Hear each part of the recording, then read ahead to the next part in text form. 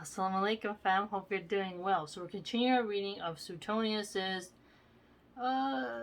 memoirs, writings, meditations of the lives of the Caesars. We're still in the wonderful topic of Gaius Julius Caesar, the most famous, my favorite. So let's begin. We are at 60 BC at this time, okay? And we're on number XX. Caesar's very first enactment, after becoming consul, was that proceedings both of the Senate and of the people should day by day be compiled and published. So there you go. He becomes consul and compiled and published regularly. He also revived a bygone custom that during the months when he did not have the fasces, an orderly should walk before him. Okay, so fasces, that's the lictor. That's what they used to carry as a bundle of sticks. You hear the woke-tards say, "You're a fascist." Usually it means somebody who is strict, authoritarian. I mean, without a doubt, Caesar was a strong-armed man. I mean, so he's saying that when he doesn't have it, you're a little less safe. Orderly should walk before him, while the lictors followed him. He brought forward an agrarian law, too, and when his colleague announced adverse omens, he resorted to arms and drove him from the forum. So, notice this. So, adverse omens, that is another one where it's like, you can see his religiosity come into play here, right? And he tells them to go away, get out of here. You're not saying something favorable, so get out of here. And when the next day Bibulus made complaint in the Senate, and no one could be found who ventured to make a motion, or even to express an opinion about so high-handed a proceeding. Although decrees had often been passed touching less serious breaches of peace, Caesar's conduct drove him to such a pitch of desperation that from time to time, until the end of his term, he did not leave his house, but merely issued proclamations announcing adverse omens.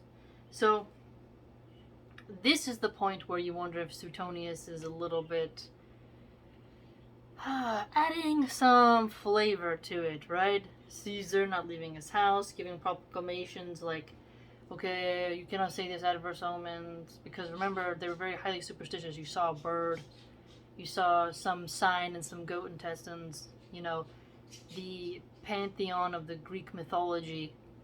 They were highly superstitious people. So, eagles, falcons, those played a huge role in how a lot of the Roman soldiers went about their activities, right? From that time on, Caesar managed all the affairs of state alone. So this is the point where I think the Republicans at this time would have gotten nervous. He's not taking as much advice from others as he should, and he's doing it alone. But then at the same time, you kind of wonder, maybe that was good for him to do it. Depends whose side you're on, And after his own pleasure. So the sundry witty fellows, pretending by way of jest to sign and seal testimoniary documents, wrote, "Done in the consulship of Julius and Caesar," instead of Bibulus and Caesar. Okay, so see, here you see a little bit of like, he was supposed to be working with Bibulus, but instead they divided it into, his name is Gaius Julius Caesar, right? House of the Julii. And they split it up, It's like someone taking your first name and your middle name, right? Doing a little bit of satire there on that. Writing down the same man twice by name and surname. Presently, too, the following verses were on everyone's lips. Okay, so this seems to be some maybe satirical note that people would say. In Caesar's year, now Bibulus, an act took place of late, for not do I remember done in Bibulus consulate. So consulate and late rhyming together, right?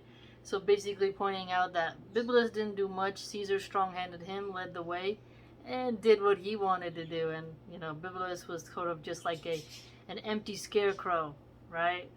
The plain called Stellas, which had been devoted to public use by the men of bygone days, and the campaign territory, which had been reserved to pay revenues for the aid of the government, he divided without casting lots, among 20,000 citizens who had 3 or more children each. So look at that. So the territories that he has gotten, so he's giving some citizens who have children some rewards. When the publicans asked for relief, he freed them a third part of their obligation, so helping people pay their debts, and openly warned them in contracting for taxes in the future not to bid too recklessly. He freely granted everything else that anyone took into his head to ask. So here you see a little bit of generosity, right? Caesar being generous. So took into his head to ask, freely, right? Either without opposition or by intimidating anyone who tried to object. Well, he intimidating for the sake of charity. A little bit of wonder thing going on there, right? Marcus Cato, who tried to delay proceedings, was dragged from the house by a lictor at Caesar's command and taken off to prison. Okay, alright. That's a little bit tense, Caesar. So Marcus Cato, he was dragged by like, oh man, I shouldn't laugh, but man, that is kind of funny, you know. I know it wasn't me, you know. If it was me, it wouldn't be so funny, right? But reading about it's funny. When Lucius Lucullus was somewhat too outspoken in opposition, he filled him with such fear of malicious prosecution that Lucullus actually fell on his knees before him. So here, he's contending that Lucius Lucullus, he was being really outspoken, so openly defying Caesar's will or aims, and eventually he submitted in a very strange way. Because Cicero, while pleading in court, deplored the state of the times, Caesar transferred the orator's enemy Publius Clodius that very same day from the patricians to the plebeians, a thing for which Clodius had for a long time been vainly striving. Okay, so here Cicero, he is saying he doesn't like the state of affairs, direct slight to Caesar. So Caesar decides to take Cicero's rival, the orator, meaning, you know, obviously Cicero, Publius Clodius, and put him on the position that he wanted, which was to be on the plebeian side. So the patricians, aristocrat level, the plebeians, the peasants, right? I met too at the 9th hour. Finally, taking action against all the opposition in a body, he bribed an informer to declare that he had been egged on by certain men to murder Pompey, and to come out upon the rostra and name the guilty parties according to a prearranged plot. So here's when you wonder the truthfulness of it, right? You have plotting, you have intrigue, and you have a murder going on. But when the informer had named one or two to no purpose, and not without suspicion of double dealing, Caesar, hopeless of success of his ever hasty attempt, is supposed to have had him taken off by poison. So here, you know, you wonder, you can clearly see, like, obviously Caesar's gonna have some enemies, so he did have some of his enemies dragged away. Here we see another one where the charge of poison is laid at his feet by Suetonius. At about the same time, he took to wife Calpurnia, daughter of Lucius Piso. Okay, so Calpurnia, she's now the wife of him, and she's the daughter of Lucius Piso, who was to succeed him in the consulship, and advanced his own daughter Julia to Gnaeus Pompeius. So, this is another point in history, right? Caesar's daughter marries Pompey. When she dies is later when Pompey and Caesar go at odds.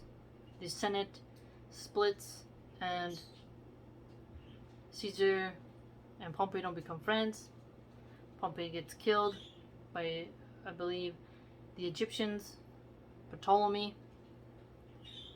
Cleopatra's brother, his head gets presented in a basket.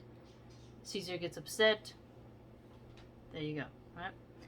Breaking a previous engagement with Servilius Caepio, although the latter had shortly before rendered him conspicuous service in his contest with Bibulus.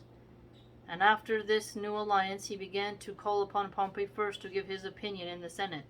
So here you can see they have a little bit of a relationship, right? At this time, he calls on him first in the Senate to speak, kind of showing this new form alliance. It's really interesting to examine this sort of brotherhood friendship that occurred. It's cool because, for example, look at the Prophet Muhammad, peace be upon him. He married Abu Bakr's daughter, right? They were close. They stayed close till the end. Caesar and Pompey, two heavy figures, they were close through marriage, right? But the daughter died, they became enemies. So it's a very cool contrast when you look at it. Although it had been his habit to begin with Crassus, and it was the rule for the consul in calling for opinions to continue throughout the year, the order which he had established on the calends of January. So he's breaking a little bit of fashion there. The calends of January, that's the order that you have to go by, who you call upon for their opinion. He used to start with Crassus, but now he's starting with Pompey. So open favoritism a bit, right? It's really interesting examining their relationship and everything that they have done. So accusations of poison and reviving bygone customs.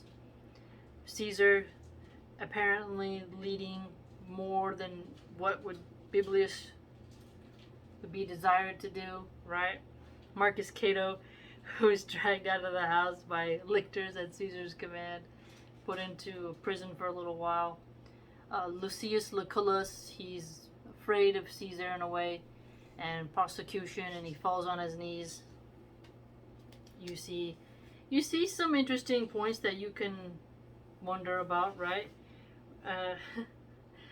Promises largesses to the electors from his own pocket, right? So that's when we have more of that, because Caesar having creditors. So even though he's a little bit of in debt, he's still trying to pay things.